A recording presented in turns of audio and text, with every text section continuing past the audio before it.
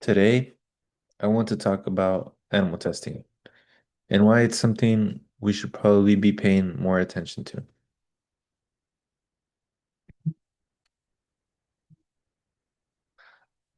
Can you imagine your pet at home, your dog or your cat, being kept in a small cage, scared and confused, and living in terrible conditions? No love, no comfort, just fear and pain every single day. Have you ever wondered what really happens before your favorite products are in stores? For many animals, the answer involves being tested on in ways that can only cause stress, suffering, and sometimes even death. These animals don't get a choice. They can't speak up for themselves, and the harsh reality is that a lot of these products that we use every day, from cosmetics to household items, may have come at that cost.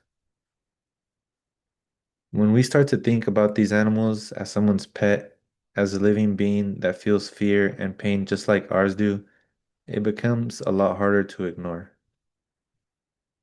A lot of people already know these conditions in which these animals live and exist, but it doesn't really push us to do anything about it. My question is why? Maybe it's because it feels out of our control, but the reality is that these animals are often kept in small, cramped cages that have barely any space to move, living a life that's nothing like what they deserve. There are animal rescue groups such as the SPCA, PETA, and the Humane Society, as well as many more. In my opinion, it is important to have these groups that help animals that are in situations where they are not able to help themselves. Something that doesn't really get mentioned is whether animal testing even works the way that people think it does. Humans and animals have very different DNA, so we won't always react the same to certain chemicals or products. Something that looks safe in an animal could still end up being harmful to us, and the opposite can be true as well. It's not about whether it's just cruel, it also raises the question of how reliable this research actually is. If the results aren't always accurate, why is it that we still rely on it? It always seems as if we are just continuing something that doesn't really make sense anymore. There are a lot of alternatives to testing the safety of products rather than relying on animal testing. Some of these alternatives may be cell-based methods, which uses human cells that are grown in labs and can have the same responses.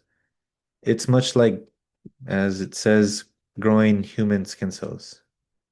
Another alternative may be computer modeling, which uses computer simulations that predict reactions as well as predicting drug toxicity.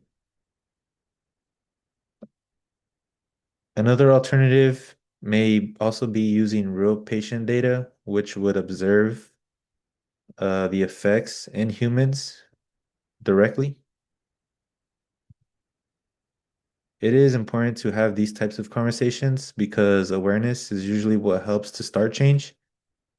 Even if it feels like we cannot do much as individuals, talking about issues like animal testing raises awareness for people to actually understand the issue rather than just accepting it as the norm.